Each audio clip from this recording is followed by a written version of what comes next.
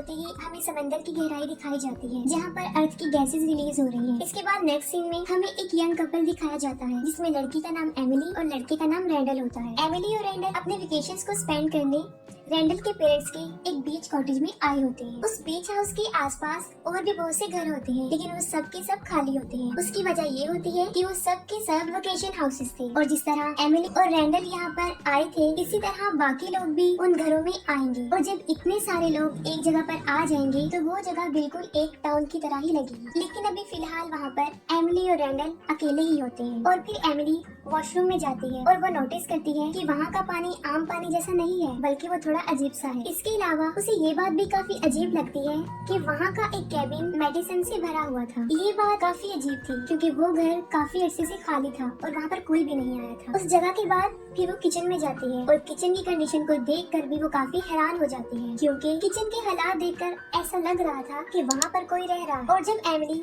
सारे घर को चेक कर रही होती है तो अचानक से एक औरत उनके घर में घुस जाती है जिससे एमिली डर जाती है और डर की वजह से वो छुप जाती है। फिर एमिली छुपकर उस औरत को देखती है। एमिली रैंडल को जल्दी से बुलाने के लिए ऊपर जाती है लेकिन वो औरत उसके कदमों की आवाज सुनकर वहाँ से चली जाती है। इससे पहले कि रैंडल वहाँ पर पहुँचता वो गायब हो चुकी होती है। फिर एमिली और रैंडल सारे घर को चेक करते हैं तब वो देखते हैं कि वो औरत वहीं पर छुपी हुई है जिस पर रैंडल उससे पूछता है कि वो उनके घर में क्या कर रही है जिस पर वो औरत ऐसे एक्सप्रेशन देती है जैसे कि वो उसका ही घर हो और इतनी देर में उसका हस्बैंड भी वहाँ पर पहुँच जाता है और यहाँ पर ये बात खुल जाती है। उन दोनों का नाम मिच और जेन होता है और वो रैंडल के फादर के बहुत पुराने फ्रेंड होते हैं। वो दोनों रैंडल को बताते हैं कि उसके फादर की मर्जी से ही यहाँ पर रह रही हैं, जिसको सुनकर एमिली काफी अपसेट हो जाती है क्योंकि वो सोचती है कि उनकी वेकेशंस डिस्ट्रॉय हो गई हैं और वो कहती है कि वो लोग रेंट पर एक रूम ले लेंगे जिस पर मिच उन्हें मना कर देता है और वो उनके ही घर पर उन दोनों को डिनर पे इनवाइट करता है। रैंडल को तो इस बात से कोई इशू नहीं होता लेकिन एमिली खुश दिखाई नहीं देती। वो बाहर जाकर बैठ जाती है तब उसे एक स्लग नजर आता है जो काफी लेजी लग रहा था और ऐसे जाहिर हो रहा था कि उसे कोई बीमारी है। फिर रात को वो सब मिलकर डिनर करते हैं और डिनर में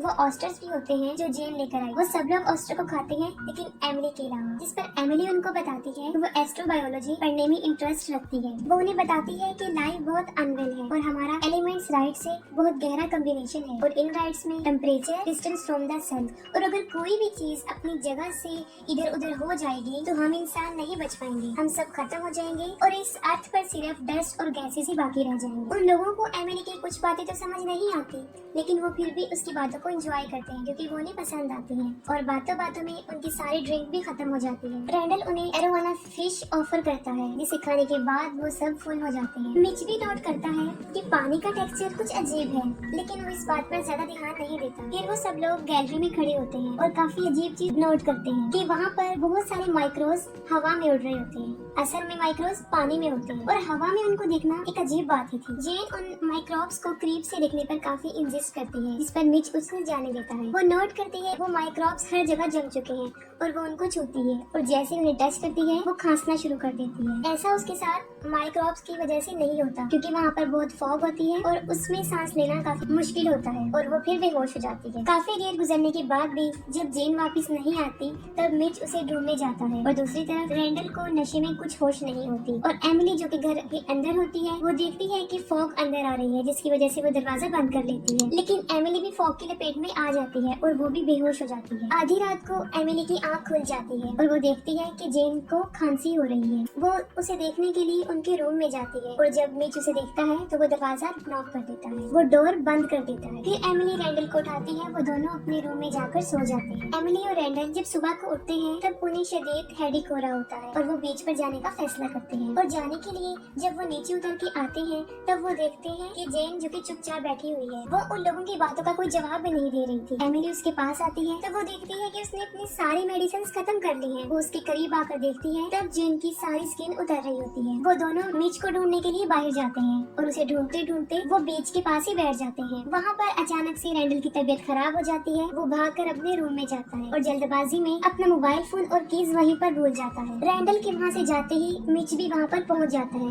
और उसे इस बात का पता होता है कि जेन का क्या हाल हो चुका है। दूसरी तरफ रैंडल नोट करता है कि पानी का टेक्सचर, कलर, स्मेल बिल्कुल चेंज हो गए हैं, लेकिन वो इस बात पर ज्यादा ध्यान नहीं देता और दोबारा एमिली के पास जाने लगता है। तब अचानक उसे ऊपर से कोई आवाज आती है। रैंडल सोचता है कि ऊपर शायद मिच है और वो उसे देखने के लिए ऊपर भी जाता है, लेकिन मिच तो एमिली के पास बैठा होता है जो उसे कह रहा होता है कि इस जगह पर कुछ अजीब है, और उसके बाद वो स्विमिंग के लिए चला जाता है। समंदर में कुछ दूर जाने के बाद वो गायब हो जाता है। एमिली जल्दी से भागकर पानी के थोड़ा आगे को जाती है। तब उसका पाँव एक जेलीफिश के ऊपर रखा जाता है जो कि एमिली को काट लेती है। एमिली देखती है कि उसके जख्म में एक कीड़ा रेंग रहा है। फिर एमिली चारों तरफ देखती है तो वो नोटिस करती है कि वही जेलीफिश समंदर के किनारे चारों तरफ फैली हुई है। वो जल्दी से भागकर घर में जाती है और किचन के किसी इंस्ट्रूमेंट से उस कीड़े को निकालती है। फिर वो नोटिस करती है कि ये कोई कीड़ा नहीं है बल्कि जेलीफिश का एक टेंटिकल है जो म्यूटेंट होकर एक कीड़े की शक्ल इख्तियार कर गया है। उस कीड़े को निकालकर एमिली जल्दी से अपने पाँव की पट्टी करती है और कपड़े चेंज करके वहाँ से निकलने की कोशिश करती है। तभी वहाँ पर रैंडल आ जाता है जो कि क्रॉलिंग करता हुआ उसकी तरफ बढ़ता है। वो देखती है कि उसकी हालत भी काफी खराब हो चुकी है और उसकी ये हालत जेन ने की थी, जो भी इंसान तो नहीं रही लेकिन एक ज़ॉम्बी क्रिएशन बन गई थी। वो दोनों जेन से बचने के लिए वहाँ से भागते हैं, लेकिन वो किसी भी हाल में उनका पीछा नहीं छोड़ती। वो अपने पास के घर में जाकर हेल्प मांगते हैं, लेकिन उन्हें बदले में कोई रिस्पॉन्स नहीं मिलता। एमिली रैंडल से पूछती है कि जेन ने उसका ये हाल कैसे किया, लेकिन उसे कुछ भी याद नहीं होता और भागने के लिए उनके पास कार की चाबी भी नहीं होती क्योंकि वो लोग बीच पर छुड़ाए होते हैं। फिर वो नोटिस करते हैं कि जेन की तरह का ही एक आदमी जो कि क्रॉलिंग करता हुआ उनकी तरफ बढ़ रहा होता है। वो दोनों वहाँ से भागते हैं और रात हो जाती है और फिर वहाँ पर फॉग छा जाती है। वो लोग रोड पर चलते जाते हैं और रैंडल की हालत मजीद खराब हो जाती है और फिर एमिली को एक पुलिस कार मिलती है।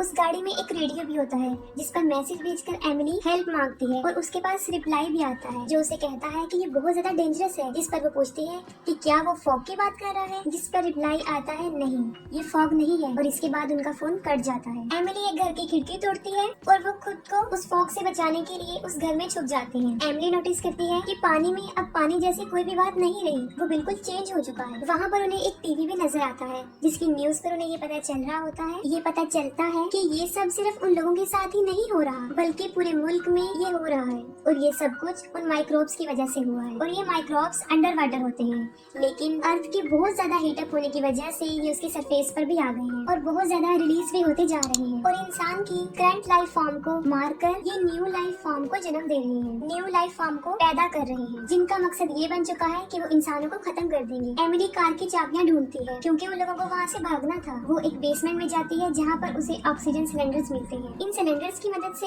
वो इन फॉग से बच सकती थी, लेकिन अब बहुत देर हो चुकी थी। रैंडल वॉमिट करता है और उसकी वॉमिट में एक अजीब सा क्रिएचर निकलता है और देखते ही देखते वो खुद भी एक ज़ॉम्बी बन जाता है। बेसमेंट में एमिली एक आदमी को देखती है जो कि बहुत ज्यादा म्यूटेंट हो चुका होता है और दूसरे आदमी को भी खा रहा होता है। एमिली जल्दी से उस टैंक को उठाती है और उसे लेकर ऊपर की तरफ भागती है और वहाँ आकर वो देखती है कि अब रैंडल भी बिल्कुल बदल चुका है, लेकिन बचने के लिए उसके पास कोई और चॉइस तो नहीं होती और इसीलिए वो उस टैंक से रैंडल को कुचल के मार देती है। और इतनी देर में एमिली को कीज भी मिल जाती हैं। वो जल्दी से गाड़ी की तरफ भागती है, लेकिन वहाँ पर बहुत ज्यादा डस्ट और फॉग होती है और उसे कुछ नजर नहीं आ रहा होता और वो अंदाजे से ही आगे बढ़ती जाती है और अचानक से एमिली की गाड़ी एक दरख्त से टकरा जाती है और यहाँ पर हम नोटिस करते हैं कि एमिली पर भी उन क्रिएचर के तासुरात जाहिर होना शुरू हो गए हैं। फिर हमें अगली सुबह दिखाई जाती है और अब एमिली बीच पर होती है जो कि पूरी तरह इन्फेक्टेड हो चुकी होती है। वो बार बार एक ही बात कह रही होती है कि डरना नहीं है और अचानक से पानी की एक बहुत बड़ी लहर आती है और उसे बहाकर अपने साथ ले जाती है। असल में मूवी में एमिली की बातें सच हो गई जो उसने कहा था कि अगर ये राइड्स जरा से भी इधर उधर हुई तो हम सब खत्म हो जाएंगे और एक दिन ऐसा हो जाएगा। और ये सब हुआ था अर्थ के हीटअप होने से और गहराई में बहुत सारे रॉक्स में वही खतरनाक माइक्रोब्स थे जो सरफेस पर आकर ये सब तबाही फैला रहे हैं। और इसके साथ ही मूवी भी एंड हो जाती है।